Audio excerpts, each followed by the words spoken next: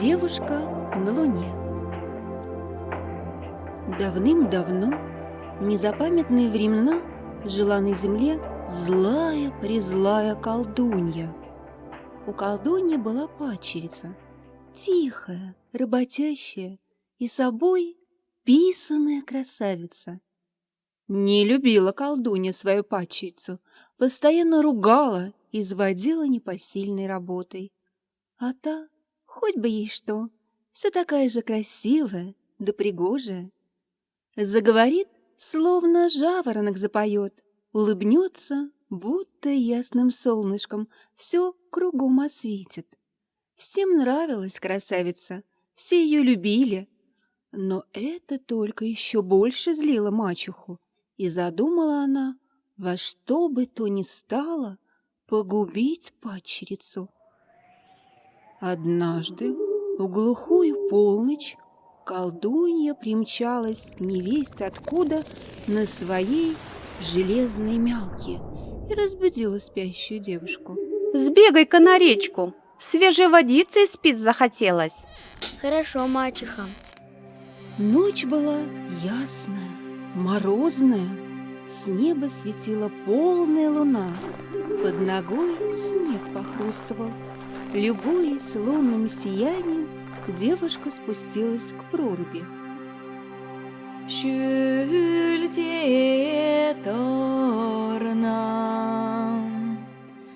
шүлде торнам, шүлде торна кошкорать айлюнам. Moje шинчи хелех пек айлюна.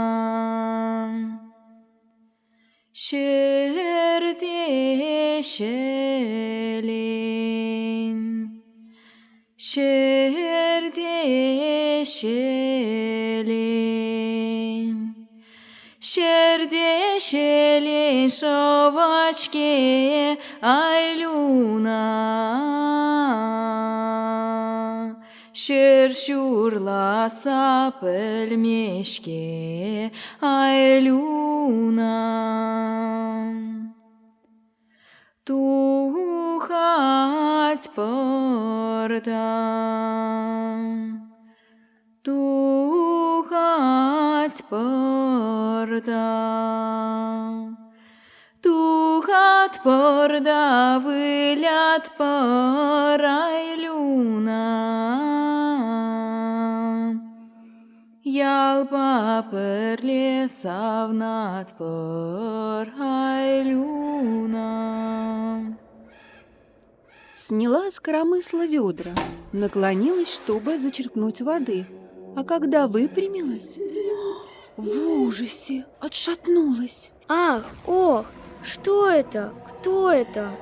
Со всех сторон ее окружали страшные ведьмы. Они носились вокруг нее на метлах и мялках, протягивая костлявые руки, щелкали железными зубами. Уходите, оставьте меня. Ненадолго отступили ведьмы. Девушка взяла ведра на коромысло и заспешила домой. Не тут-то было. Ведьмы не отстают от нее ни на шаг. Загораживают дорогу со всех сторон, тянут страшные руки костлявые, вот-вот растерзают.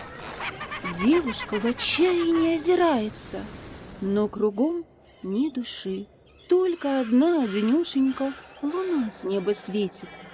Не дай погибнуть, ясный месяц. Луна услышала молитву девушки, засияла еще сильнее и на своих лучах подняла девушку с ведрами и с коромыслом к себе. Теперь ведьмам до нее было уже не дотянуться.